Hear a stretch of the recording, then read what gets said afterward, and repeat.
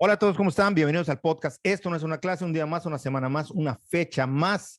Les saluda Enrique Rodríguez, no sin antes recordarle nuestra cantaleta de siempre, que este podcast no tiene ninguna intención ni objetiva, ni académica, ni científica, es simplemente nuestra opinión y que ninguno de nosotros, ni nadie de los que ven aquí representa o habla a favor o por ninguna institución, a menos que así lo declare.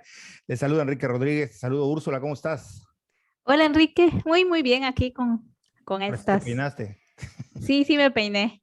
Claro, es Bueno, que no me cómo estás. peiné, con esa cosa me atrapé el cabello Está bien. para que no esté peinándome en el video a cada rato.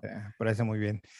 Nada, feliz de tener aquí de nueva cuenta a pues, quienes nos escuchan. Seguramente no lo saben o muy pocos lo saben, pero yo inicié en esto del podcast haciendo pininos, después tratamos de hacerlo en el 2020 de manera más formal, después las actividades nos atraparon y bueno, no pudimos, pero yo empecé con Alejandro Pulido, a quien saludo tremendamente, con mucha alegría por este podcast.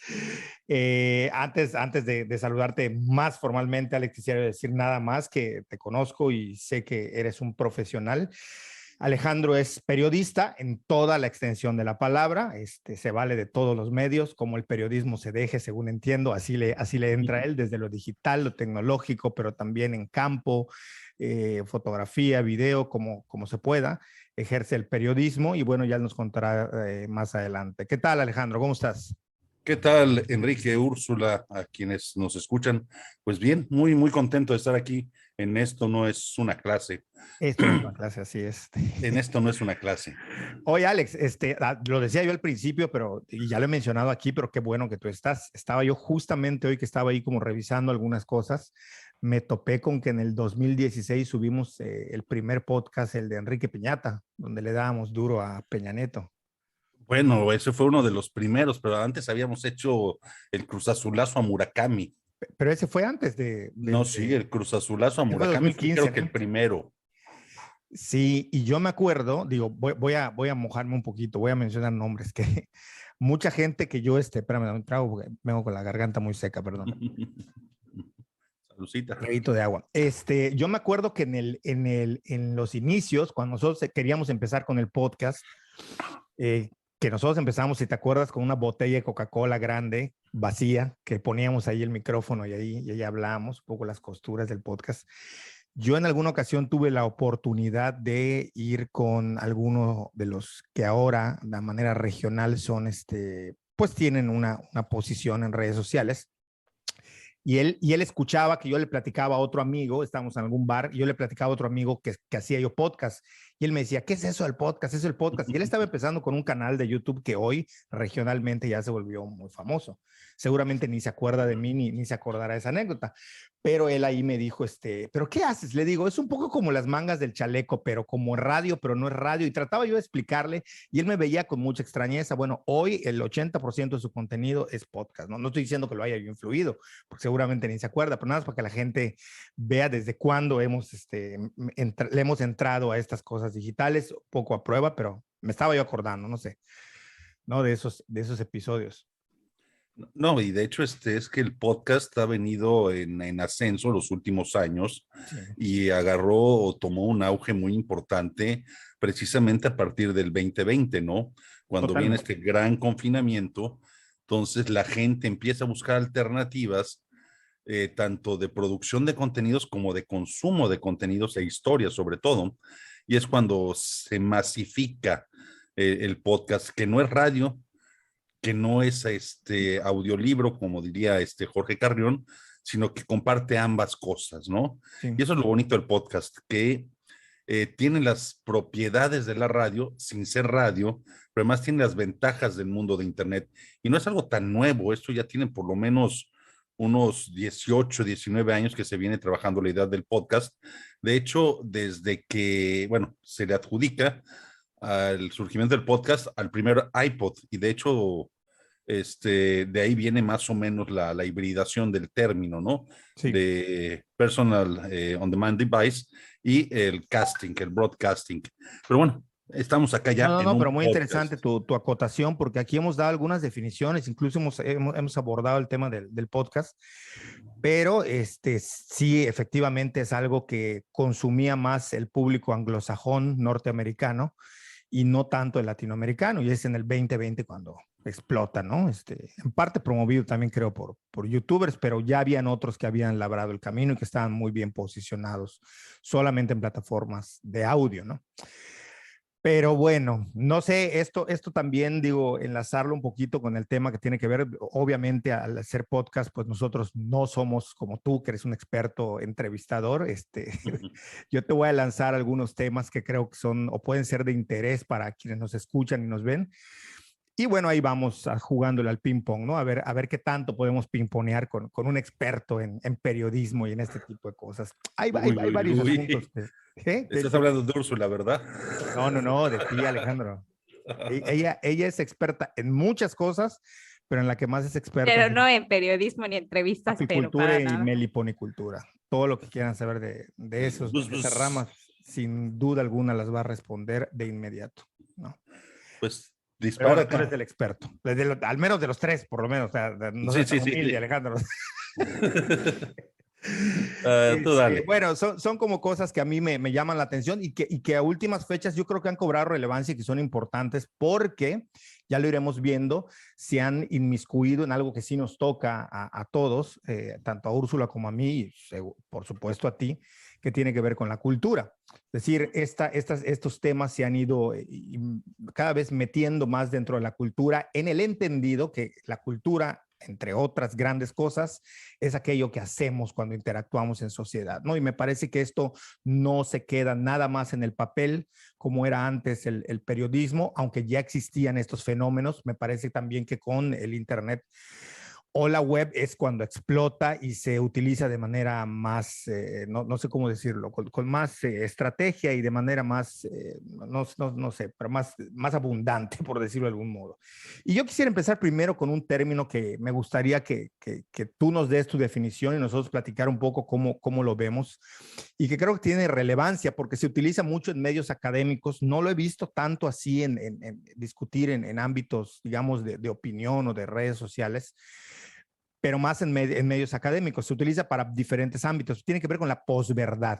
Y no sé si tiene que ver, ya nos dirás tú, con el postestructuralismo y con la posmodernidad y con todos estos posts, o si es algo más allá de eso, pero más que clavarnos en esa definición, sí quisiera que más o menos nos explicaras cómo ves tú la posverdad. ¿Cuál sería algo que nos defina la posverdad?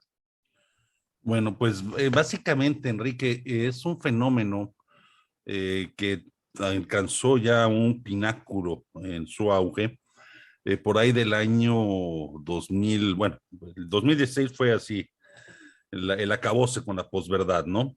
Pero ya venía gestándose este fenómeno incluso desde la formación de las redes y básicamente es una cuestión en la que los hechos concretos, objetivos, eh, la información muy objetiva tiene menos peso que aquella que es de contenido emocional. O sea, la percepción, lo que la gente siente. Entonces, al inclinarse la balanza, desplazando los hechos o las apreciaciones objetivas por encima de las percepciones, o sea, preponderancia de las percepciones y las emociones por sobre lo objetivo, pues estamos ante un fenómeno de la posverdad. Y es básicamente esa cuestión, ¿no? En la que fincan sus fuerzas los regímenes populistas, los regímenes con una fuerza como la tuvo en su momento Mussolini. Mussolini es un gran comunicador, era un periodista, por cierto, eh, que sabe explotar las emociones a través de un gran medio que era la radio. O sea, desde ahí podríamos, buscando hacia atrás dónde se originan todas estas cuestiones de la posverdad, pues lo encontraríamos empezando por allá, ¿no? Y siguiendo una ruta muy clara a través de lo que fue el régimen nazi, y toda la estructura propagandística que tenía, ¿no? Y ahí es cuando empiezan a mezclarse distintas cuestiones, sobre todo fenómenos de propaganda o técnicas de propaganda, en las que se recurre mucho precisamente a la utilización de mecanismos que permiten imponer percepciones sobre y emociones por encima de las cuestiones objetivas. Y eso es lo que caracteriza la posverdad. Y la posverdad ha tenido mucho más auge en la actualidad, sobre todo con la atomización. Primero, la gran segmentación que hubo de las audiencias. Pasas de un público masa a una audiencia de nicho, o sea, que es la historia de los medios, vamos a decirlo de alguna manera, del siglo XX, cuando los grandes medios masivos, precisamente la radio, luego llega el cine con mucha fuerza a incrustarse como medio audiovisual, que se emparenta después la televisión y generas a ese hombre masa, a esa persona masa, ¿no? Que generalmente estaba unificadas sus percepciones o había grandes bloques, grandes segmentos a los que dirigirse. Sin embargo, cuando empieza a atomizarse todo esto, pues empieza a tener muchas audiencias y cada audiencia, cada interés, pues va generando sus propios verdades, ¿no? O sea, la verdad de los terraplanistas, pues es muy diferente a la verdad de los antivacunas o a la verdad del científico. Y sin embargo, ¿por qué aceptamos o por qué los terraplanistas reclaman su lugar en este globo azul? Pues bueno, porque perciben, sienten que esa es la realidad. O sea, para ellos, la verdad es esa, el mundo es plano, pues, y está por encima de los hechos objetivos porque es una sensación, es una emotividad que ellos tienen. Y a grandes rasgos, yo diría que esto es lo que define la posverdad y su auge viene dado precisamente por ese público de nichos, por esa audiencia ya atomizada. Y el fenómeno, pues también tiene que ver mucho con la propuesta de Bauman, de Sigmund Bauman, sobre la cultura líquida, sobre la sociedad líquida, ¿no? Que va fluyendo de un estado a otro, ¿no?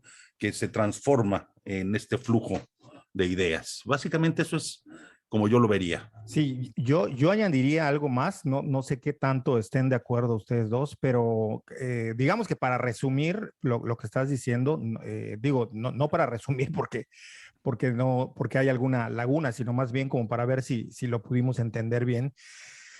Es decir, una posverdad podemos entender como algo que se comunica, vamos a aterrizarlo en este caso directamente al periodismo, donde en lugar de buscar una objetividad, se apoyan más en transmitir elementos emocionales que logren persuadir, manipular la opinión pública. Y yo le añadiría que lleva una carga ideológica. Definitivamente, pues te lo estoy diciendo, son puntales del régimen populista. Sí, pero en términos, digamos, más claros, todavía más descarados, es una forma de expandir ideología. No en balde, me parece a mí que en fechas recientes explota en Internet, aunque como ya dijimos y ya mencionaste tú de manera muy clara, se viene dando desde hace mucho tiempo, incluso antes de que los medios de comunicación fuesen tan masivos. Estados Unidos con Donald Trump empiezan a manejar ya este tipo de manipulaciones, incluso antes con Barack Obama ya veíamos nosotros cómo se utilizaban estos nichos de Internet de los cuales tú hablas.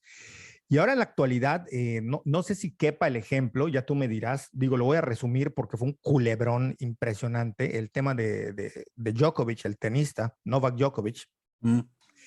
Digamos que grandes rasgos, lo que ocurrió, ya nos corregirán quienes nos escuchen y nos vean.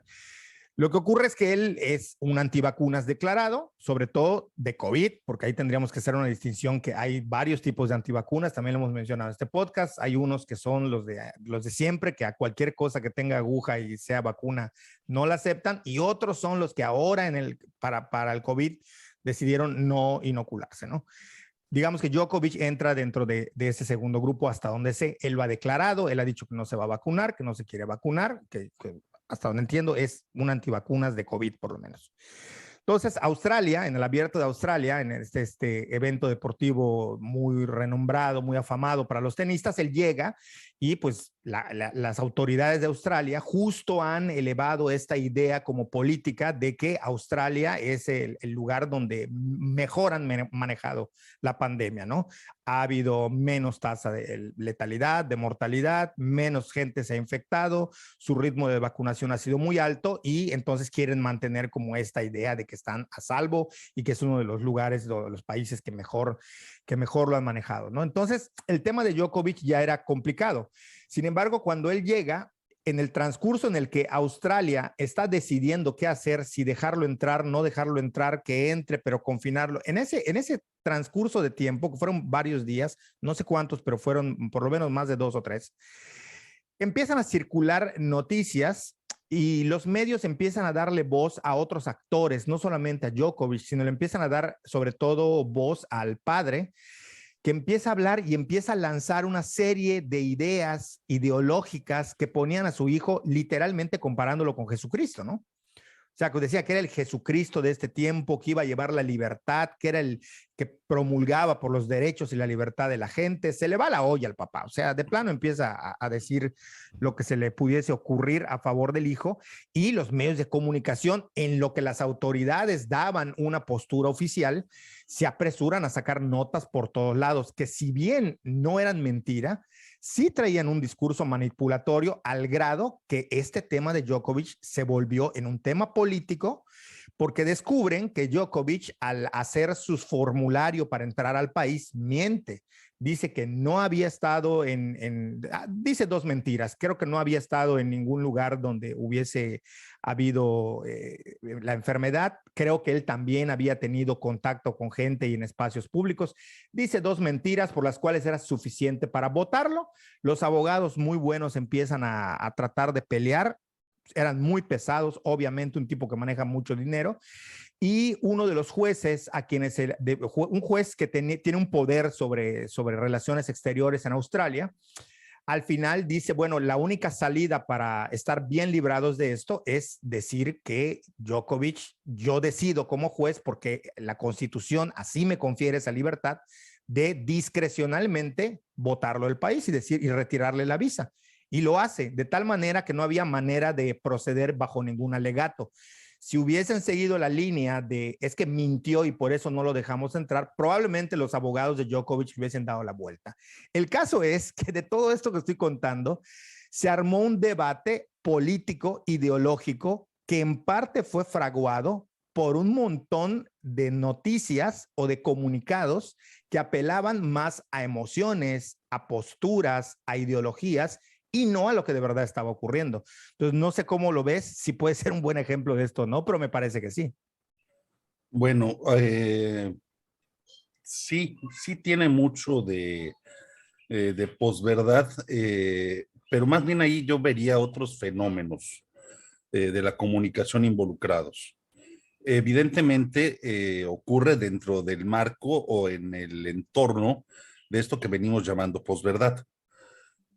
No obstante, el asunto del el spin al discurso, a la narrativa, tiene que ver sí con una cuestión política ideológica que se sabe. En la política tú no vas a apelar a la razón. O sea, tú puedes tener ideas muy racionales para implementar una política, pero para obtener el poder tú no vas al electorado, tú no vas con la gente con razones, tú vas con emociones. Tú vas a ganar una elección porque los otros son unos corruptos, porque los otros pertenecen a la mafia del poder, porque son unos fifís. O sea, tú vas a apelar, neoliberales, tú vas a apelar a cualquier resentimiento, a cualquier emoción que tenga guardada la gente y Incluso que heridas, ¿eh? necesite expresarla. O sea, a lo que voy es esto. Y por eso también la posverdad tiene que ver, bueno, no la posverdad, otro tipo de fenómenos de propaganda, como el que estabas, el spin del discurso a lo de Djokovic, que si bien es un hombre que ingresa a un país para jugar un abierto donde la norma del país, la ley del país es no puedes entrar si no estás vacunado, no puedes entrar si no tienes ciertas cuestiones para tu visa, bueno, pues ahí lo que trataban de ganar era precisamente el terreno del debate en la opinión pública. Y para ganar ese debate tenían que darle la vuelta al discurso. O sea, no es que Djokovic no esté respetando las leyes del país. O sea, si a mí me dicen que yo no puedo ingresar a un país si estoy portando armas, pues lo que se esperaría es que yo respete esa ley. Claro, Y es lo claro. mismo, Djokovic no estaba respetando la ley, punto. Ahora, ¿qué haces tú como propagandista? ¿Qué haces tú como parte del equipo de la defensa? Pues empieza a luchar tu batalla en distintos terrenos. Uno que es el terreno legal, otro que es el terreno de la opinión pública. ¿Sí? En el terreno de la opinión pública, en este ambiente, en esta época de la posverdad, pues vas a tener que cambiar el discurso. No es que el hombre esté incumpliendo las leyes, es que el hombre está siendo víctima de una serie de normas injustas, de un gobierno represor o de lo que tú quieras llamar, y esa idea la vas a ir a vender a través de tus agencias de relaciones públicas para que siembren ese debate. La dicotomía de oprimidos y opresores, ¿no? Que es la que está ahorita, digamos, la que ha ganado Que la batalla cultural hasta el momento. es una de las dicotomías, de las múltiples dicotomías existentes, pero aquí lo que haces es darle el spin para que en la opinión pública digan, ay, pobre Djokovic, pues sí, claro, está siendo víctima de este gobierno de infelices que no lo dejan jugar tan bueno que es para el tenis y no lo están dejando jugar, le están frustrando su carrera. Y eso es una narrativa de la víctima, ¿no? O sea, Djokovic ya no es una persona que incumple las leyes, ya es una víctima de un sistema injusto. Y eso, pero no es un fenómeno propiamente de la posverdad, ni de las paparruchas, ni de los bulos. Es una cuestión intencionada para generar este tipo de notas. Y yo te lo digo, o sea, habrá muchos medios que habrán recibido alguna cantidad por colocar ciertas notas que generaran este debate. Y eso es como funcionan muchas de estas cuestiones Sí. de la opinión pública, ¿no? O sea, no nos De hecho, hagamos... no sé si sabes en qué terminó el asunto. Bueno, después va Francia y ahí de plano le dicen, no, ahí sí le dijeron, Aquí no te queremos. aquí ni entras, o sea, de plano le dijeron. Pero el fin entre comillas, porque pues se siente muy forzado, que Djokovic terminó comprando el 80% de una compañía que está dedicada a hacer investigación para combatir o para encontrar un tratamiento que cure en el futuro el COVID. Pues Algo leí él lo sobre hizo eso. para limpiarse ante el mundo, ¿no?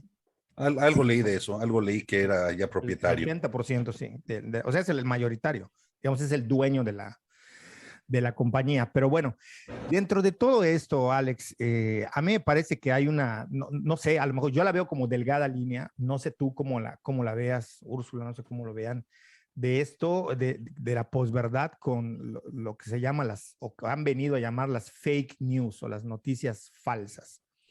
Ahí entiendo que hay dos tipos de fake news, unas que apelan a la sátira, al humor y que son intencionadas en ese sentido, y otras que sí tienen la intención de desinformar a un grupo o a un sector de la población y que muchos se han valido de las redes sociales. Curiosamente, y vuelvo a retomar eso, uno de los que acuña, por lo menos en Internet, el hecho de que es una fake news fue Donald Trump. O sea, él es el que empieza a defenderse de acusaciones que le hacían gritando fake news, lo decía de manera muy chistosa. Además, no sé cuál sería, tú nos vas a explicar ahora con mucha claridad seguramente cuál es la diferencia o la delgada línea entre una posverdad y en qué momento empieza ya a coquetear con una fake news.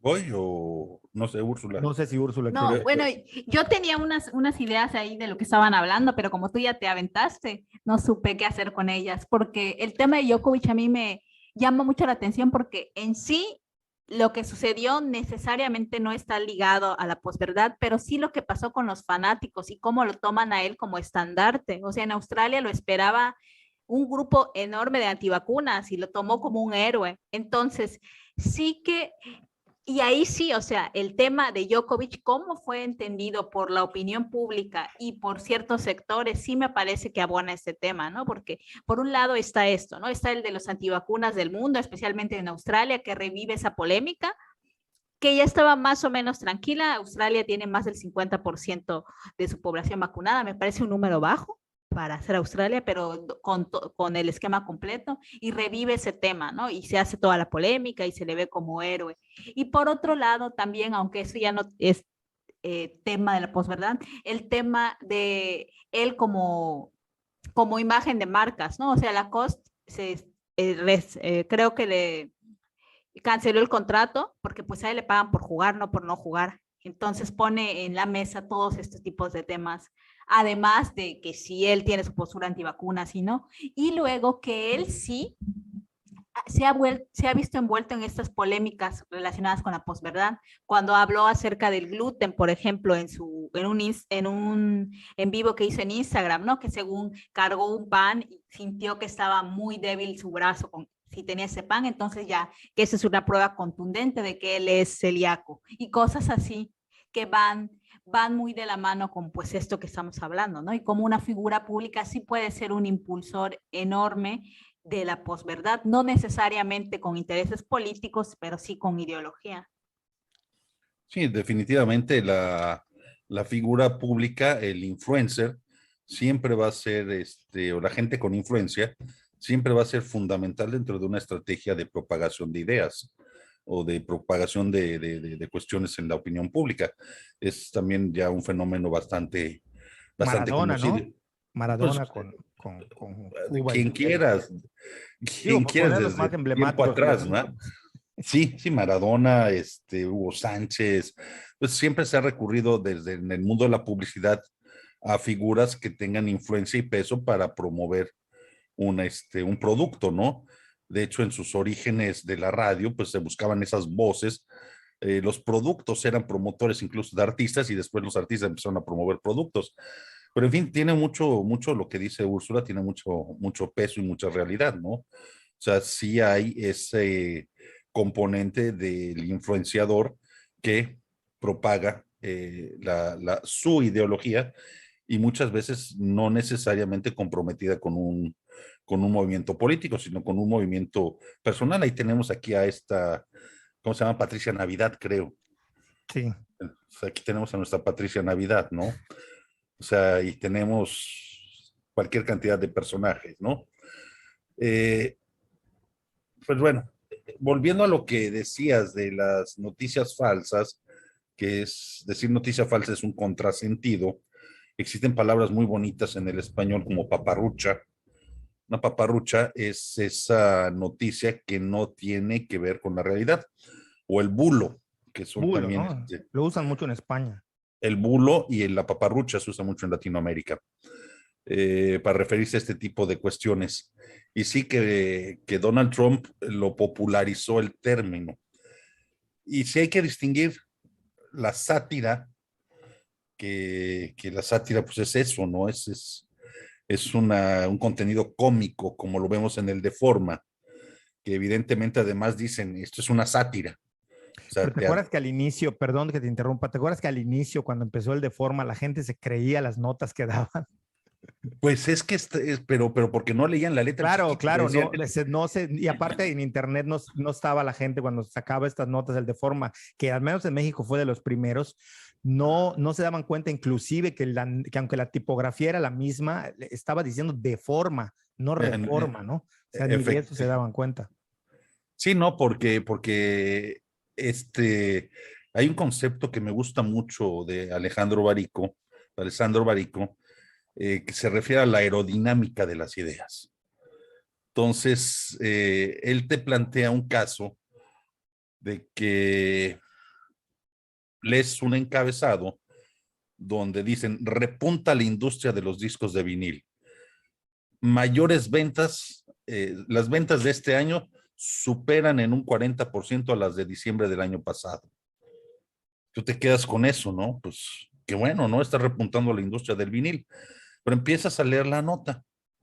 Y en la nota dice que sí, efectivamente, las ventas de discos de vinil en el Reino Unido tienen un repunte del 50% al venderse de 2020 a 2021 o de 2019 a 2020 de 1,000 a 2,000 discos.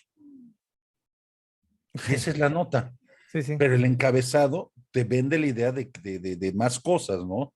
Pero cuando empiezas a desagregar la información o empiezas a desenvolver la nota, la información, pues te das cuenta de que el encabezado pues está colapsando el contexto y está colapsando la información. Y eso le permite desplegarse y recorrer grandes distancias como noticia.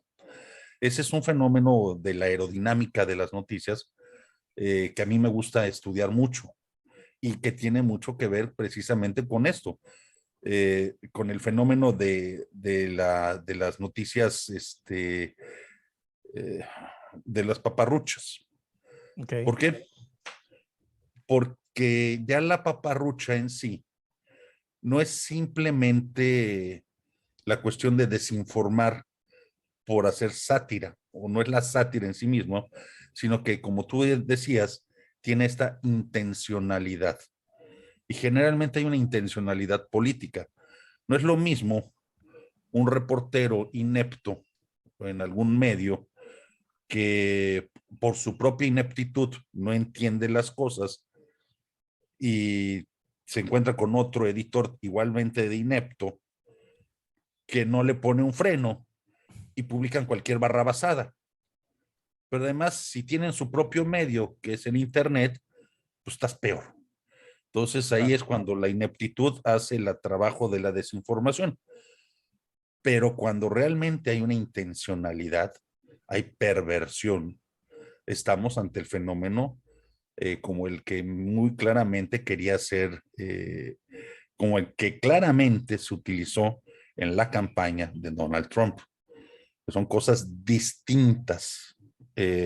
La noticia como sátira y la propaganda o el discurso de la posverdad o enmarcado en la posverdad que utilizaba Donald Trump y el hablar de noticias falsas o el hablar de paparruchas. Él no lo hacía porque realmente fueran paparruchas las de sus adversarios, sino lo hacía como una estrategia de estigmatización, descalificación y de repudio, cuando al interior de su campaña sí estaba operando una maquinaria para ganar elecciones a partir de estrategias de desinformación, que es esa la intencionalidad que se tiene en una paparrucha.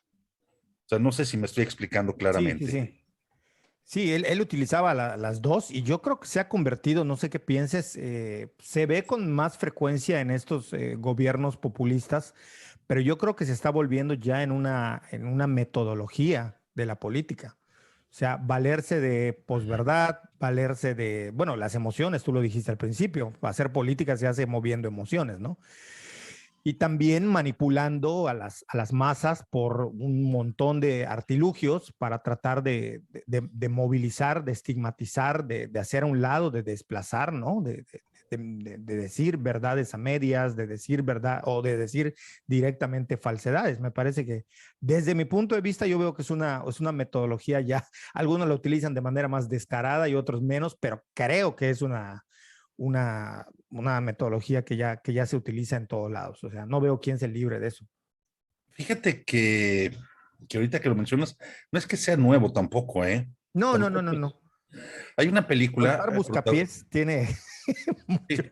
pero hay una película ahorita que lo mencionas, una película que a mí me gusta mucho, que es una película muy infravalorada, que incluso es un remake, que en esta última versión la protagonizó Sean Penn. Se llama Todos los hombres del rey. Entonces, no sé si tengan oportunidad de verla. En esta película es precisamente el ascenso de un granjero de algún pueblo de allá de Estados Unidos, del Midwest, que se mete a la política y empieza a hacer campaña política hasta lograr el puesto de gobernador, ¿no? Y vas viendo precisamente cómo va diciendo, pues es que hay que mentir más, y hay que mentir más, y a la gente hay que decirle cualquier cosa que se quieran, que sean capaces de creerse, ¿no? Por eso mucho de esto de la posverdad, yo lo decía desde el principio, tiene sus raíces ya en la época, pues en los regímenes estos fascistas del fascismo desde Mussolini. Mussolini mentía abiertamente. Hitler tiene a este gran propagandista que es Goebbels, que muchos de los principios de Goebbels son retomados por el hombre Barnaby, que hace todo el tratado de propaganda en Estados Unidos, y coinciden mucho, tanto lo que dicen los estadounidenses como lo que dicen los alemanes de la época de Hitler en torno a cómo manejar las campañas o la información, la propaganda, porque finalmente el gobierno y las elecciones son de propaganda y no es nuevo, te digo. Lo que sí es nuevo en estas cuestiones de la política es la microgestión de esa propaganda. Y eso, por eso en el caso de Trump, con lo que surge de Cambridge Analytica, deja muy claro cómo se utilizan estas estrategias. ¿Cuál es el aporte de lo de Cambridge Analytica? Ellos descubren, o bueno, trabajan con la ciencia de los datos, pero también la psicología, para encontrar este modelo genérico que te da a entender cómo funcionan las comunidades, que es algo que también se ha estudiado en la publicidad desde hace mucho tiempo. Desde los años 40, 50, se generó este sistema del VALS. El VALS es Value and Lifestyles, valores, estilos de vida. Y eso te da una serie de clasificaciones de grandes audiencias o de públicos y cómo ibas a trabajar con cada uno de esos públicos. Incluso ibas a generar una serie de cuestiones propagandísticas y de publicitarias a partir del diseño de estas audiencias. Pero aquí puedes gestionar estas audiencias y ubicarlas y saber dónde están. Entonces, ¿qué pasa si yo detecto que hay una persona vamos a poner un distrito electoral, donde tengo yo el distrito 1 de Mérida? Y ese distrito 1 de Mérida, la elección se va a discutir pues, una diferencia de 1,000 votos. ¿Yo dónde voy a encontrar esos 1,000 votos? Bueno, pues yo hago una cuestión de análisis de casilla por casilla y sé en qué casillas yo tengo que alentar o desalentar la votación. Es un estudio, esto sí se hace en la política. O sea, sí, quienes trabajan campañas políticas sí lo hacen. O sea, no me lo estoy sacando de la manga, lo he visto, lo he hecho. Más que hacerlo, lo he visto. Detectas qué casillas son las que necesitas movilizar para tener esos 1,000 votos que necesitas o no necesitas. Y el gran hallazgo de Cambridge Analytica, o la gran el aporte, ¿no? Aporte, es que supieron cómo llegarle a esas 1,000 personas en un distrito. Y no para que salieran a votar, sino pues sí, para ya moverles sus emociones. Entonces, esa herramienta psicológica de Big Data la aterrizas con una plataforma de comunicación que se llama Facebook o se llama YouTube, que te permite la segmentación o la microsegmentación para decir, yo quiero que en el distrito 1 de Mérida, es decir, en esta calle, en 50 kilómetros o en 20 kilómetros o en 10 kilómetros a la redonda, me distribuyas esta información. Y es como que si tú le pagaras al muchachito que te reparte los volantes para que esa gente que está tomando su teléfono y que vive en esa área vea lo que tú quieres que vea. Y va a haber un video. Va a haber un video donde Hillary es el diablo. Va a haber un video donde queremos un lago. Va a haber un video yo prefiero un lago. Va a haber un video de lo que tú quieras decirle a esa gente. Y vas a movilizar o desmovilizar personas. Eso es la desinformación al servicio de las paparruchas. Y muchas veces pensamos que decir, es que es una noticia falsa, es que fake news, nada más para desacreditar, y no es cierto. O sea, hay todo esto detrás, toda esta intencionalidad, que puede ser ganar unas elecciones, puede ser movilizar un linchamiento, pueden ser Posicionarte positivamente. o negativamente a alguien. O sea, hay ya intencionalidad. Sí, sí, sí, ¿Sí? me queda claro que no es soltar la fake news o la nota falsa o los bulos o las paparruchas, como tú dices, sino que hay una intencionalidad Sí, generalmente aplicado en la política, ¿no? sí, y aquí es cuando yo aplico esta frase, no recuerdo ahorita quién es el que lo dijo exactamente, no culpes a la perversión lo que la propia ineptitud explica. O sea, por eso decía, habrá gente inepta que escriba barrabasadas y habrá gente más incauta que se las crea. Claro. Entonces, que es muy distinto a hacer sátira política como el de forma, ¿no? O Sí, hacer sí, sí, sí, noticias sí. satíricas. Sí, literalmente van a hacer un chiste. O sea, Charlie Sí, Hebdo es otro ejemplo de esto, ¿no? sí, lo haces así, como chiste. Sí, sí, sí, tal cual. Yo no sé, pero me parece que esto también, Alex, no sé si Úrsula tenga algo que decir. No, no, no, yo aquí nada más estoy escuchando en esta parte. Ya, ok, ok. Te pregunto Estoy porque de luego no me doy escucha. cuenta ahí. Este, que esto también tiene que ver y va muy de la mano con otro fenómeno que se ha dado mucho y se ha dado a diestra y siniestra, tanto con gente que ha sido culpable de aquello que se le ha acusado, como con gente que ha sido medio ahí embarrada con la culpa y otros que de plano no han tenido nada que ver. Y tiene que ver con el tema de cómo de la posverdad, junto con las noticias falsas, que ya hemos hablado de cómo tratan de manipular a un cierto sector encapsulado o en una burbuja, los van segmentando y van tratando de manipular la opinión pública, pero también las intenciones.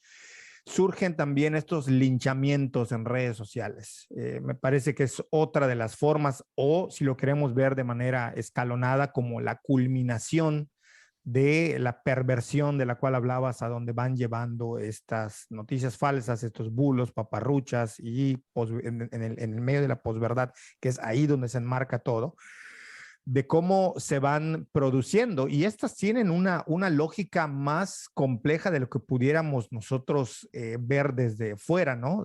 Nosotros dicen, funaron o cancelaron a tal famoso, funaron o cancelaron a tal político. Pero para que esto se dé, ya nos explicarás tú esta estructura, porque yo te he escuchado en pláticas armarlo de una manera bastante más estructurada de lo que lo voy a decir. Para que esto se dé, tiene que existir toda una ingeniería social virtual, por decirlo de algún modo, que trabaje en función de cómo vamos a producir todo el esquema hasta llegar al linchamiento. Es decir, no es algo que a mí porque se me ocurre decir, pues Alejandro Pulido me cae mal por esto y ya voy a incendiarte. O sea, si no tengo yo un grupo, una mecánica, una metodología, algo perfectamente elaborado y saber cómo funcionan y se va corriendo la pólvora en redes sociales, difícilmente voy a poder hacerlo. Un poco como lo que ocurre con el meme, ¿no? El meme se vuelve viral en la medida en la que logra tocar ciertos nodos que tienen influencia en otras grandes redes de gente. Entonces, por mucho que yo te esté tirando en Twitter, si nadie que tenga un peso, es por poner un ejemplo, es más complejo que esto, pero te voy a poner un ejemplo. Si nadie que tenga peso lo toma y dice, sí, Alejandro Pulido es lo que dice Enrique, no va a tener ninguna repercusión. Se va a volver en un insultoteo entre nosotros dos si tú me haces caso, porque si me mandas a la goma o me bloqueas, pues voy a quedar hablando como aventando una botella al mar, ¿no? O sea, no va a tener ningún sentido. Entonces, me parece que también esto tiene que ver y que sí es algo que cobra una relevancia a día de hoy porque va más allá de no nada más afecta a gente famosa y a políticos, sino a cualquiera que pueda implicar una importancia o una relevancia para quien está tratando de lincharlo. No sé cómo lo ves. Pues es que yo creo que el caso más claro bueno, vamos a tener que matizar aquí también un poquito, ¿no? Sí, Dentro de esto que se ha venido a llamar la cultura de la cancelación, ¿no?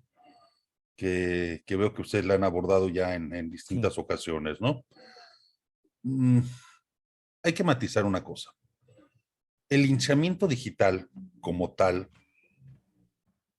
viene dado por unos factores, o para que pueda considerarse como linchamiento, eh, Ana María Olabuenaga define el linchamiento digital cuando el llevar a la picota digital a una persona tiene repercusiones en el mundo real.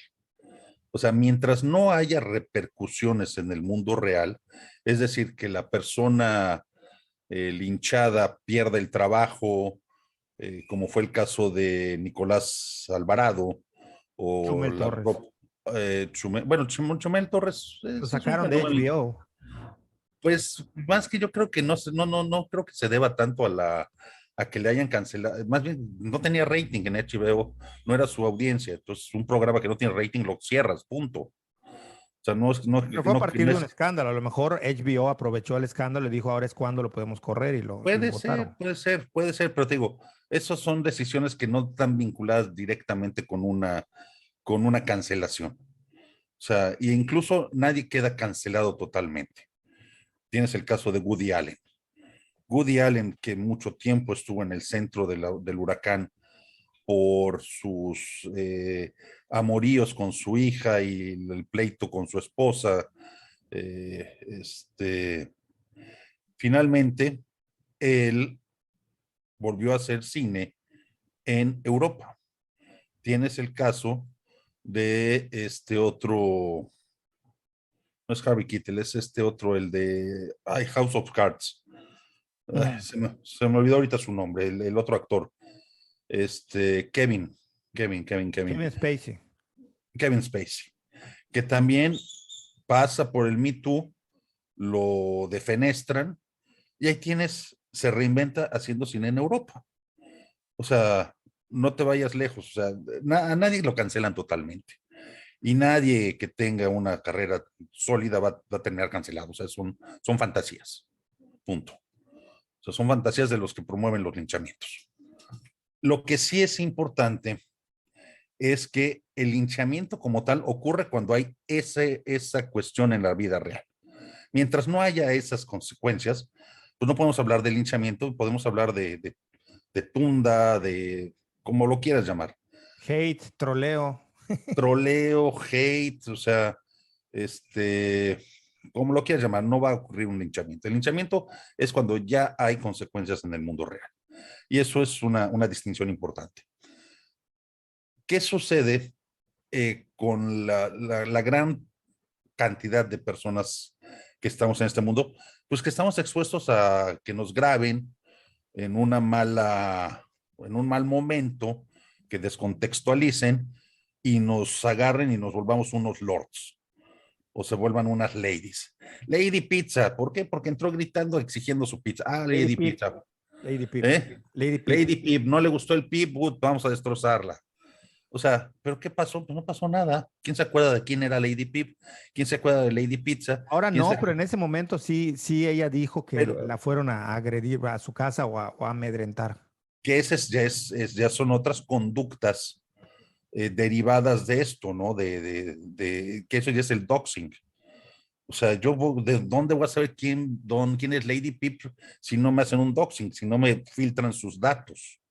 Que son conductas que vienen asociadas a este tipo de comportamientos en la red, ¿no? De repudios en la red. Y esto, a diferencia, y ahorita creo que con querer hacer la distinción sobre un linchamiento y un hate en la red, me desvío un poco tanto de lo que quería explicar. Pero bueno, el linchamiento sí tiene que ver con esto, con los hechos concretos institucionales. O sea, que yo vaya y que vaya la gente y le haga un paro a la persona en la puerta de su casa, pues sí es una consecuencia real que puede derivar en un linchamiento físico derivado de una conducta en la red o de una propuesta en la red, que sí lo puede haber. Pero cuando el linchamiento es tal en digital, es porque, por ejemplo, una institución como la UNAM toma la decisión de remover de su cargo a Nicolás Alvarado de Sí. TV UNAM por un comentario que hizo en otro medio. Eso es un claro ejemplo de un linchamiento. ¿Sí? O sea, el señor expresó su opinión, nos guste o no nos guste lo que opinó, pero pues es su opinión en un periódico y esta opinión derivó en una decisión institucional de separarlo de su cargo. Eso es un linchamiento, ahí se consuma el linchamiento, ¿sí? Caso similar, el de Marcelino Pareló. Y estoy citando estos casos que son los linchamientos que estudia Ana María Olabuenaga. Y ahorita voy a dar un paso atrás para explicar en qué contexto se dan estas cosas. Y Marcelino Pareló también él expresa una opinión sobre el movimiento feminista y yo no lo voy a repetir, pero bueno, se expresa muy, muy crudo y muy duro sobre las mujeres y sobre las violaciones a las mujeres. Y obviamente le va, pero terriblemente mal a Marcelino Parello. Él, pues también es linchado digitalmente. Es linchado digitalmente y también existe la decisión institucional de retirarlo de todos lados de la universidad y dejarlo aislado a grado que muere el señor en una de las más profundas soledades, ¿no? Esos son dos casos de linchamiento digital. Ahora, todo esto ocurre en un contexto de que que Juan Soto Ibars llama de la postcensura, ¿sí? Y todos estos movimientos que se dan en las redes, más que tener que ver con la posverdad, tienen que ver con una necesidad de censurar aquello que se aparta de la norma social. O sea, lo que encontramos en este tipo de quejarse de la Lady Pizza, de la ley de Lord Manteles o como quieras, es una necesidad de normalizar o de condenar y censurar aquello que se aparta de la norma. Caso Lady Pip, lo acabamos de decir. O sea, que a la señora no le gusta nuestro tamal, no le gusta el tamal de Pip y lo critica. Ah, no, a esta watch, a esta, vamos a enseñarle quiénes somos los yucatecos y vamos a meterla al redil. Y se ejerce una presión de censura en contra de esas expresiones. Entonces, estás normalizando a esta persona. O sea, la masa, la turba, genera la presión de censura para meter al redil a quien se desvía de la norma. ¿Sí? Y eso es como están funcionando realmente. Estas cuestiones de la cancelación, bueno, pues tienen que ver ya con otros tipos de discursos ideológicos, ¿no? O sea, no me parece, aquí hay que decirlo también, han sido manejados eh, con mucho tino y con mucha pericia por colectivas, por grupos defensores de los derechos LGBT y más, ¿sí? Entonces, estos colectivas han sabido promover la necesidad de censurar a quienes no aceptan una diversidad de género, una diversidad sexual, o sea, y han puesto, eh, pues han puesto ejemplos claros de cómo censurar o cómo detener una empresa o irse en contra de alguien, ¿no? Pero son cuestiones de censura. Tienen que ver con la raza, muchas veces con el racismo, con el clasismo, con la homofobia, con la transfobia, recientemente lo hemos estado escuchando, y se condenan estas conductas que porque eres transfóbico. No nos vayamos lejos, lo que le hicieron a Rowling, a la autora de Harry Potter, ¿no? O sea, que porque ella dice que no está de acuerdo con el término de persona gestante. Pues es que solo las mujeres gestan, ¿no? Un hombre no va a poder gestar. Entonces, ella y después ella explica y dice bien cómo está toda su postura en torno a esto. ¿Pero qué? Pero la industria la censura y en redes sociales pues la vapulean, ¿no? Porque no que la van a linchar y ni la van a cancelar. O sea, ella ya está más allá, es como estas personas como Woody Allen, ¿no? No vas a cancelar a Woody Allen nunca. O sea, va a seguir ahí sus películas, van a seguir ahí sus producciones. Igual Rowling va a seguir. Pero sí hay un fenómeno de post-censura habilitado para normalizar estas conductas, ¿no? Y el linchamiento va a ocurrir cuando estas consecuencias las tenemos en el mundo real. El caso más estudiado, uno de los primeros casos de este tipo de conductas en las redes, lo encontramos con Justine Sacco.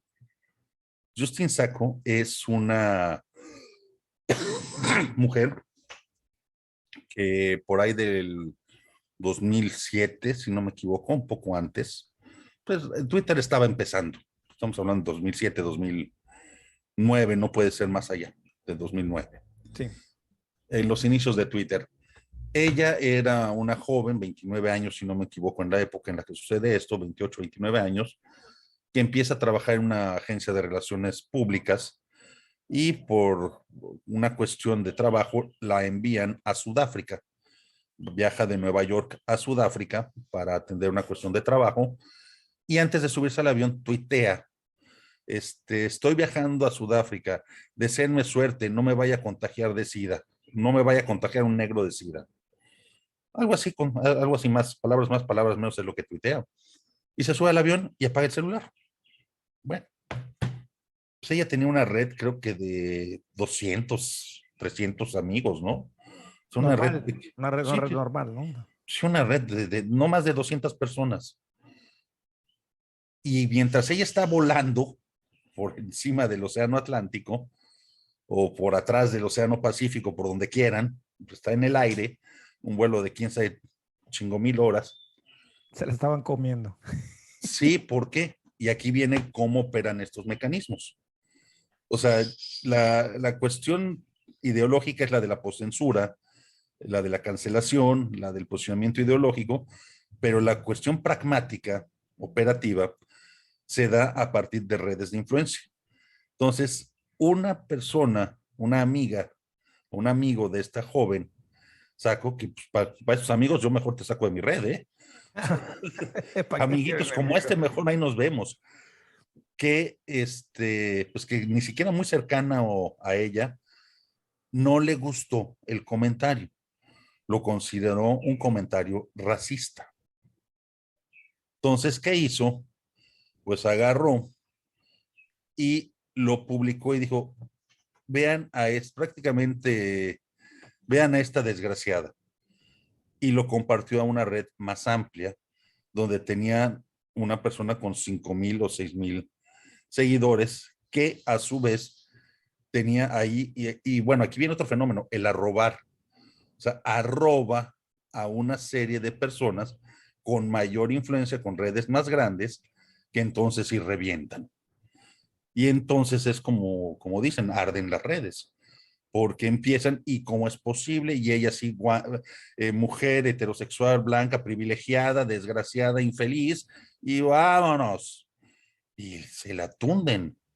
O sea, a grado tal es el escándalo y la escalada de tweets, de menciones, de arrobas, de comentarios, que cuando ella se baja del avión, lo primero que recibe, es más, había un comité de recepción ya en el aeropuerto de Sudáfrica para recibirla y decirle, te me largas, o sea, para perseguirla. Incluso hay videos de cómo le están persiguiendo en el aeropuerto para agredirla.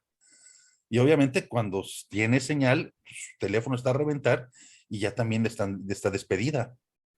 O sea, eso es el primer caso del linchamiento, bueno, bien documentado. Y ha habido casos de troleo, de bullying, de ciberbullying, que han llevado a las personas a suicidarse, ¿no? Sí. Y lo peor del asunto es cuando los medios entran. Pero esa es otra historia. No, pero eso es muy importante porque justo iba yo a vincular esto que me estás diciendo con el tema de los medios. Úrsula, ¿tienes algo que decir? Te vi ahí como preparada para... No, estoy atenta. El tema de los medios, que a mí ahí sí ya empieza a darme un poquito de roña. Yo entiendo que nosotros como ciudadanos, como usuarios de redes sociales, debemos ir desarrollando un criterio, o eso se espera, pero también creo que eso tiene un límite, porque al final de cuentas, quienes tienen el poder de comunicar una idea, pues son los medios de comunicación, son los gobiernos, son los que toman decisiones junto con los medios de comunicación, que bueno, habría que hacer una gran distinción entre periodismo independiente y el periodismo institucional u oficial, más el periodismo pagado por empresarios.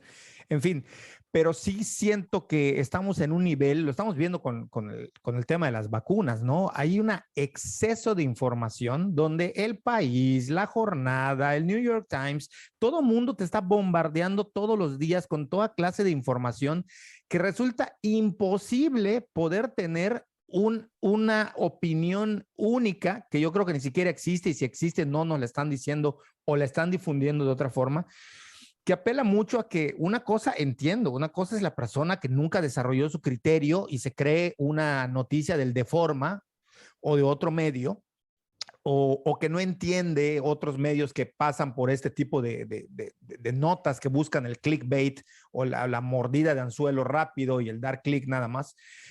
Pero yo creo que, lo digo, pues, verificado, por ejemplo, que hace ejercicios. Hoy lo he visto que haga, me parece que es muy bueno, que vino a refrescar, sobre todo para los que consumimos noticias, pero también me parece que, te digo, de hace unas horas o ayer, no me acuerdo, que vi un ejercicio que decía, a ver, les vamos a poner un ejercicio y sueltan una nota, ¿no? Díganos, ¿dónde está la fake news acá? ¿Dónde está la verdad a medias? Y digan, o sea, es así como querer enseñarle a la gente que a lo mejor la intención es buena, pero me parece que es como, oye, entonces me estás diciendo que yo me voy a volver en un periodista. Una cosa es que la gente participe del quehacer periodístico, toman un video, toman una foto, ven una pelea, descubren a un político robando, participas del fenómeno, por decirlo así, de cultural, periodístico, pero no estás haciendo el periodismo. Entonces, me parece que sí la exigencia, por un lado tenemos a quienes condenan, todos son unas bestias y no entienden lo que pasa, o por el otro extremo, todos tienen que ser periodistas y tener muy claro de qué vino, revisa la fuente. Oye, tú ves a la gente pelear, es que parece mentira que teniendo una licenciatura, teniendo un doctorado, teniendo 2 carreras, no contrastes tus fuentes. Bueno, pero lo dice el diario Yucatán, o lo dice el Reforma, o lo dice Milenio, o lo dice, no, pero no te debes dejar. Y entonces, ¿cómo? ¿En dónde como ciudadanos depositamos nosotros nuestra, no creencia, pero nuestra seguridad de información? Me vas a decir, bueno, en ningún lado, porque hoy en día, pues eso es lo que hay y no hay de otra, pero sí debe haber una autoridad que tenga un prestigio y que tenga un soporte donde por lo menos lo que te esté diciendo sea verdad. No creo que esté en manos de los ciudadanos tomar la absoluta rienda de cómo se maneja las noticias. Ese es mi punto de vista, pero no sé cómo lo veas. Es decir, ¿estamos todos llamados a ser periodistas o simplemente es entender las redes? Un ejemplo ya para terminar esta parte de mi intervención y dejarte ya la palabra. A mí me sorprendió, más allá de que tuviesen razón o no, cuando llevan a juicio a Mark Zuckerberg de Facebook, el fundador de Facebook, me llamó la atención que la mayoría de las preguntas, aunque tenían un sustento con el que podías tener empatía, es decir, a grandes rasgos, oye, tú cabrón, estás manipulando la opinión de la gente y te estás haciendo de datos de la vida privada de la gente para después manipularlos, bien para venderles cosas, bien para comprar ideologías o manipularlos políticamente. Lo que sorprendía era el grado de desconocimiento que tenían quienes lo estaban juzgando sobre cómo funcionan las redes sociales. Y eso lo entiendo. O sea, entiendo que si estás utilizando un arma, debes saber cómo funciona, cuándo la usas, cuáles son los botones de seguridad, cuándo es el ataque, cuándo es para defensa. O sea, como metáfora lo estoy utilizando. Si usas Facebook, con el tiempo irás desarrollando el decir, no, esto es una vacilada, esto es algo que me mandaron, esto es spam. Eso lo entiendo, pero llegar al grado de pensar o creer que como ciudadanos tenemos que llevar sobre nuestras espaldas la responsabilidad de que si yo tuiteo o doy retweet a una nota de un medio que supongo que tiene legitimidad, si es algo falso o está malentendido, te lo quieran desvirtuar. Y hoy lo vemos, por lo menos en nuestro país, en cualquier cosa que diga lo que sea de quien está en el gobierno, te lo van a tratar de voltear y decir que tú fuiste culpable por difundir una noticia que no revisaste que era falsa. A grandes rasgos, pero me parece que no es nuestro trabajo ser periodistas y que aunque somos más proactivos y cada vez vamos desarrollando más el criterio, al periodismo estas cosas le exigen mucho más y en algunos casos lo dejan mal parado, según yo, te lo estoy diciendo como amigo que eres periodista y sé que eres muy crítico. No sé, Úrsula, que piense si tiene alguna opinión al respecto. Bueno, sí, difiero un poquito de ti, ¿no? O sea, sí pienso que hay una responsabilidad en el consumo de la información. Creo que no tenemos por qué ser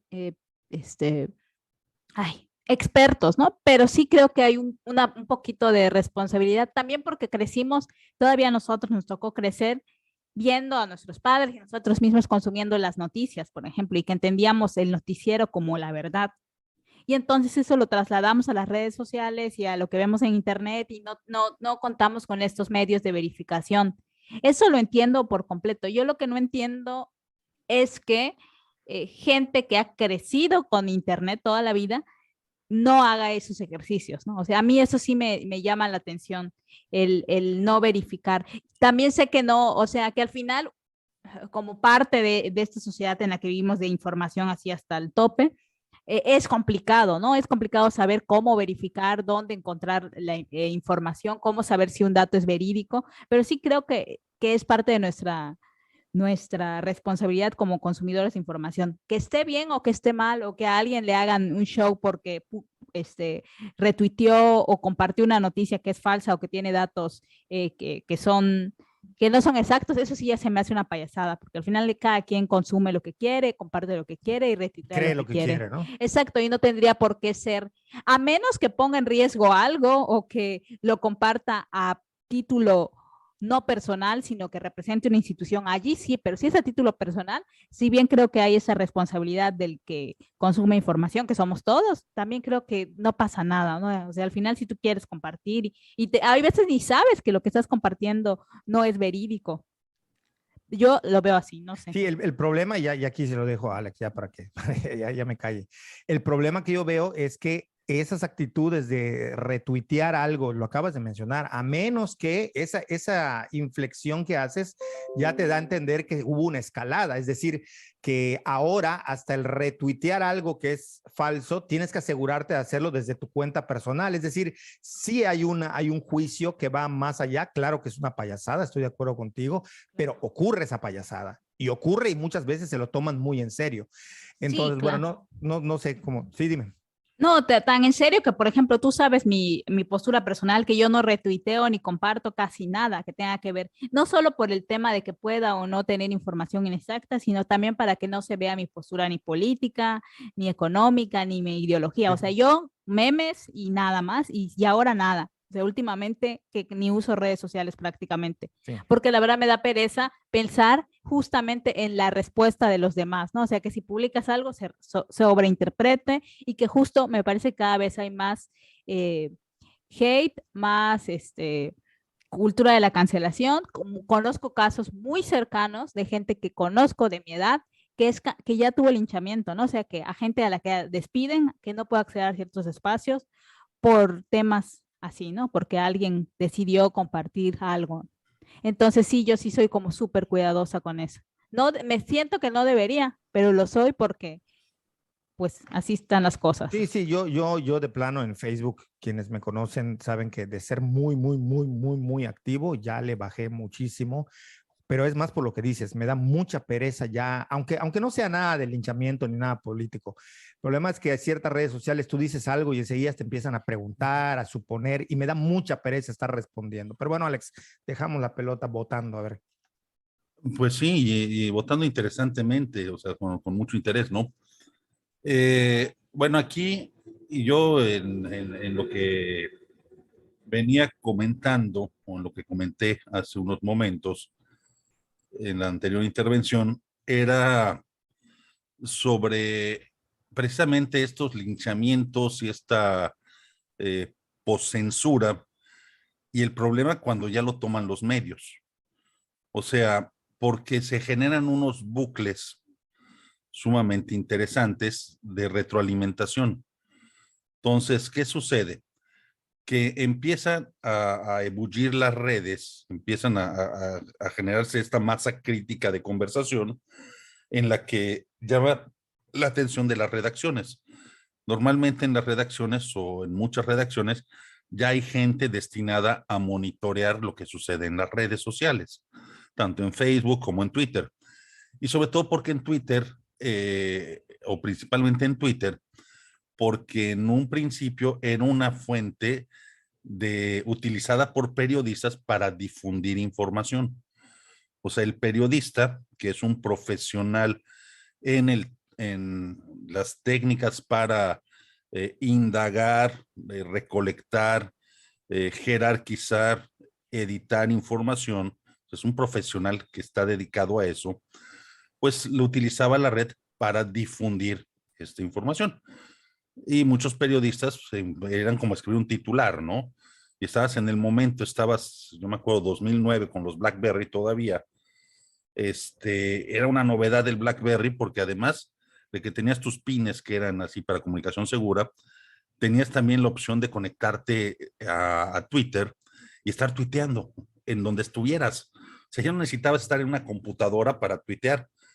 O sea, en Twitter esa era la gran ventaja, la movilidad. Y bueno, las redacciones prestan mucha atención a lo que sucede en las redes porque eran fuentes de información.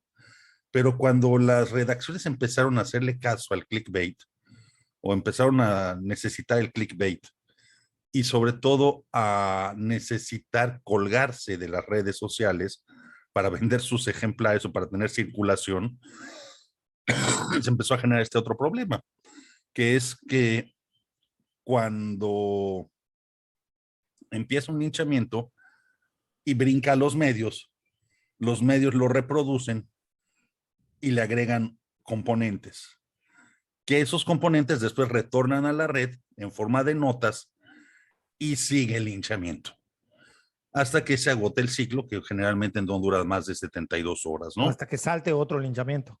Por eso los ciclos son normalmente de 72, 96 horas. O sea, difícilmente un ciclo va a ser más largo. ¿Sí? El ciclo completo del linchamiento y la información se restringe a ese tiempo, ¿no? O sea, hasta la fecha son más o menos la duración de esos ciclos, de esos bucles, ¿no? De retroalimentación y de información noticiosa. Y esto se concatena con este otro fenómeno del que están hablando, que es el del periodista ciudadano, que no hay término más desafortunado que ese. O sea, eso creo. Sí, periodista ciudadano, bueno, lo que eso quiera significar, ¿no?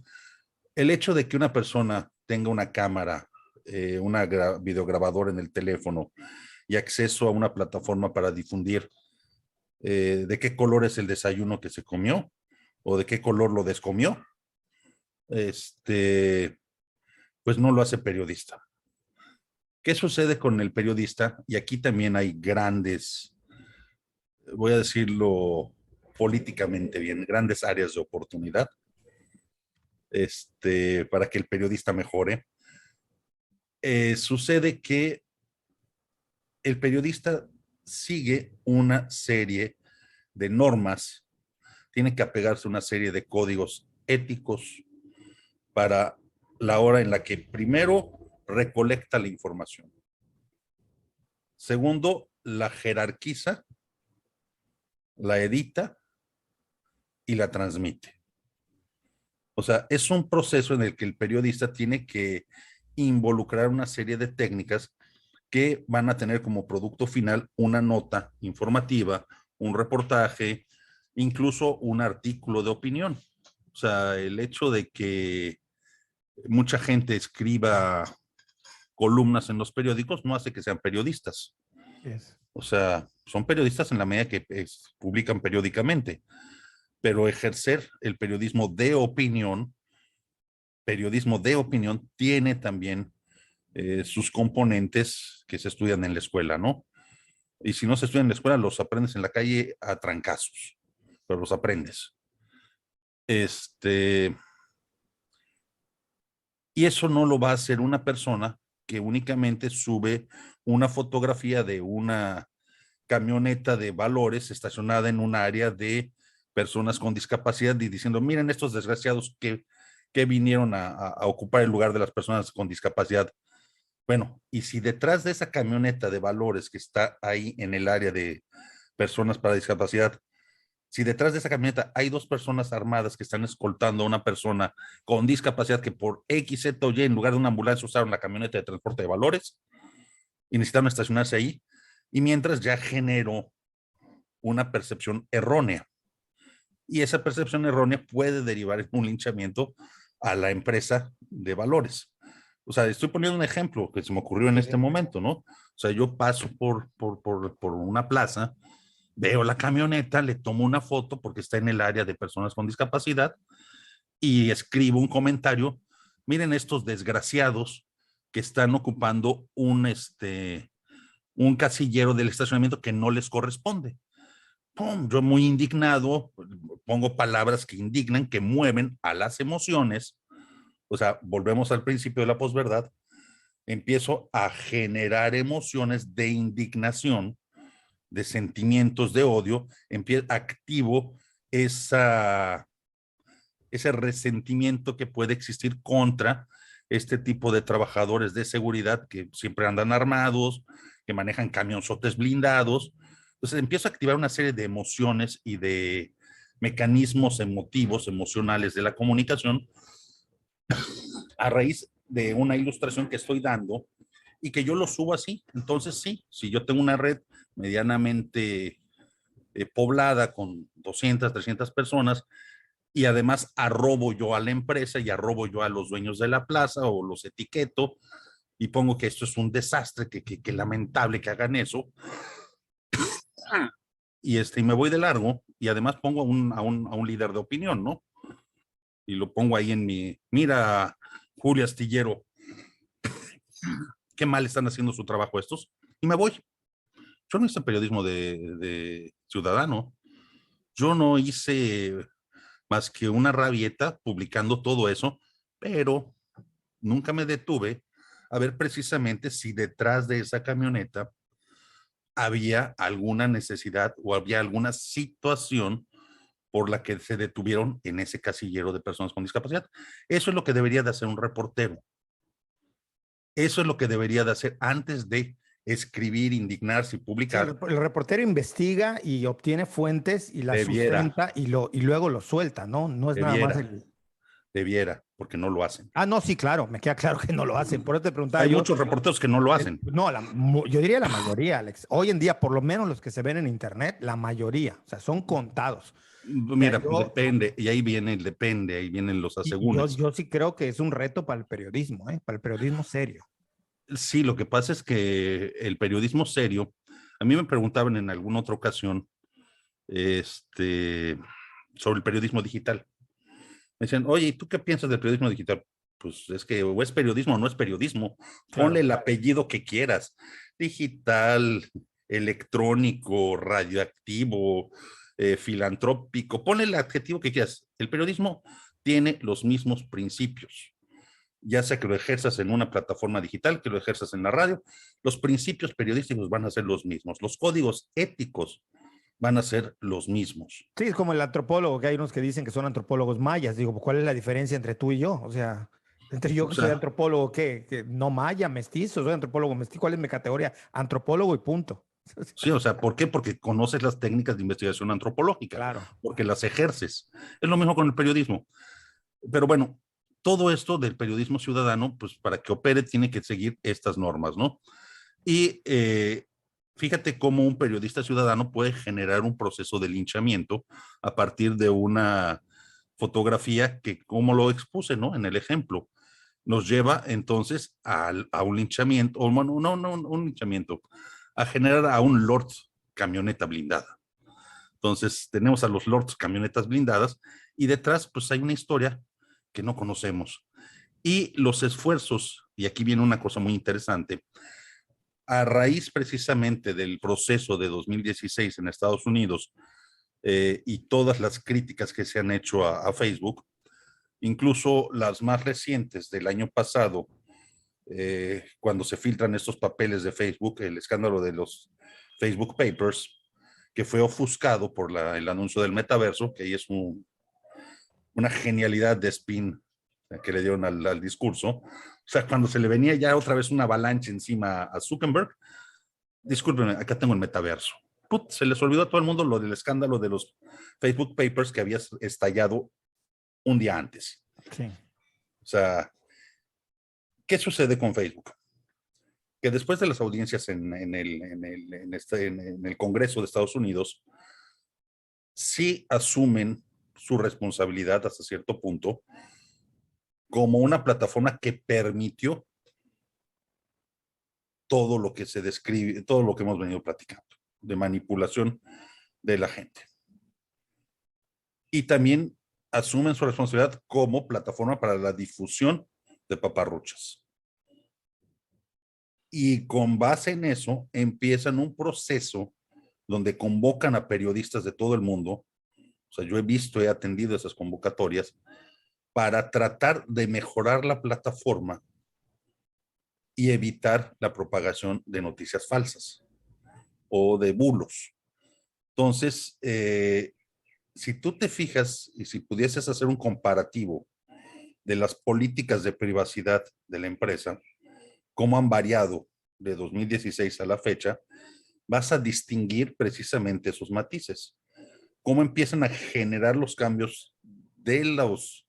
Te empiezan a decir, ya en tu línea, en lo que antes era la línea de tiempo, en tu feed de noticias, ya no van a aparecer tantas cosas. Y las cosas que van a aparecer tienen que ver con estas características que tenemos en la distribución de información.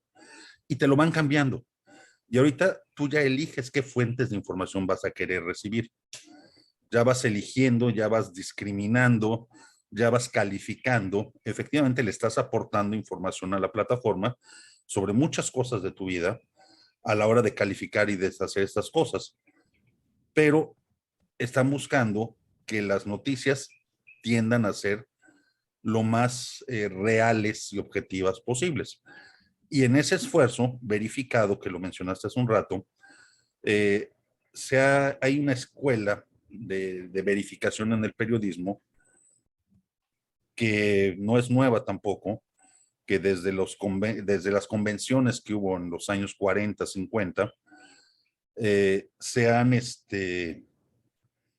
que se hizo el gran informe del Senado de Estados Unidos, en 1946, si no me equivoco, donde se establece ya lo que va a ser el periodismo moderno y donde se venían viendo todas las prácticas que habían degenerado a la profesión. La verificación ha sido pieza fundamental dentro del periodismo serio. Entonces, si tú me dices Diario Yucatán, yo te diría, es bastante confiable la fuente, o sea, sobre todo en su periodismo local, tienen mucho compromiso con hacer un periodismo serio. ¿Quién más te diría que es un periodismo muy serio? Pues es que lamentablemente el Diario Yucatán es de los más serios que hay. Novedades también tiene mucha seriedad. Sí. O sea, el periódico Novedades también es bastante serio su trabajo periodístico. Es un trabajo que tiende a ser bastante preocupado por hacerse bien. Yo veo este medio donde también están ustedes 2020, las personas que lo encabezan, al menos a quienes yo conozco que lo encabezan, son personas con una formación periodística seria. Sí, muy sólida. Seria muy y sólida. sólida. Entonces, incluso yo veo personas, comunicadores como Gastón Lambarri, aquí, que tiene su proyecto Sardina.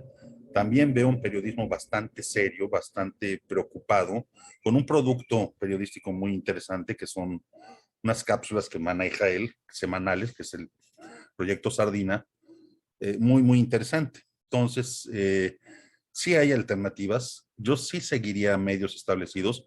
Definitivamente Reforma es un periódico bastante serio. tenemos otros periódicos como con cargas ideológicas todos, para un lado, Oh, para sí, el sí. otro. Eso está difícil quitárselo. Sí, la Jornada, por ejemplo, La Jornada es un periódico con una carga ideológica muy clara, que si lo sabes leer y distinguiendo esa carga ideológica, pues vas a tener información. Sí. E incluso vas a ver cómo es el abordaje de un medio a otro. O sea, eso ya es para personas con patologías como la del periodista. Un periodista patológico, pues sí se pone a leer 3, 4 periódicos al mismo tiempo, ¿no? Y a ver los contrastes en el manejo de la información.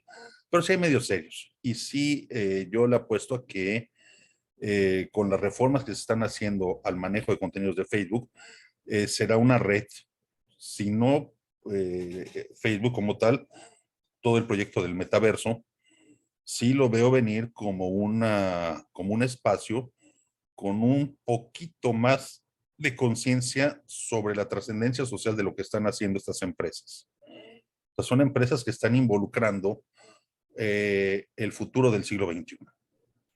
O sea, ya habría que ver cómo se va a regular todo esto en una realidad transnacional, globalizada y pues como estamos construyendo el siglo, ¿no? Sí, Yo sí. con eso me quedaría. Sí, a mí me parece que de todo, o sea, que sí, nunca he pensado que no. Claro que existen medios serios, profesionales, pero sí me parece que gran parte de la información que nos bombardea, o por lo menos la que nos filtran las redes sociales, desgraciadamente hacen un periodismo que va más en busca del clickbait, pues eso, fácil y rápido, leer solamente encabezados y retuitear y compartir. Sin embargo, pues habría que empezar por ahí, ¿no? Quizás esto de lo que hablaba Úrsula, de ser responsables, tendría que empezar desde el medio que uno elige para informarse, ¿no? Y después, bueno, ya vendrán otras cosas. Lo único que yo decía que sí me parece que no es labor del ciudadano hacer el trabajo del periodista, y que tienen que haber medios sobre los cuales recaiga esta responsabilidad de informar. Uno saber a dónde o a qué medio informarse, ¿no? Me parece. Y nada, yo hasta ahí lo dejaría. No sé cómo ves, Úrsula. ¿Tienes algo más que decir? No, nada más agradecerle a Alex, es muy interesante lo que dijo. La verdad es que tenía un rato tote sin escucharlo. Yo los escuchaba cuando estaban juntos en la choroteca y antes y antes. Entonces estuvo súper bien poder escucharlo nuevamente. No, Fue, pues gracias a fue un ustedes. reencuentro como el de Menudo. Exacto. No, y qué bueno, qué gusto me da esto no es una clase, también es un trabajo muy interesante el que ustedes hacen y celebrarse, ¿no? Estos espacios y la difusión que se da sobre todo para conocer distintas formas de pensamiento. Y bueno, pues yo he estado viendo a sus invitados, hay 2, 3 personillas que me caen súper bien, escuchándoles. Y muchas gracias por la invitación, Enrique, muchas No, pues, gracias, Úrsula. gracias a ti. Gracias Y a ti. antes de despedirnos, un agradecimiento enorme a todas las personas que se han unido. Bienvenidos, muchas gracias. Esperamos que el contenido sea de su agrado y que nos sigan escuchando y compartiendo y todo eso que se hace en las redes sociales. Yo hasta aquí lo dejaría. Le mando un saludo a todos y nos vemos en el siguiente episodio. Hasta luego. Hasta luego. Chao.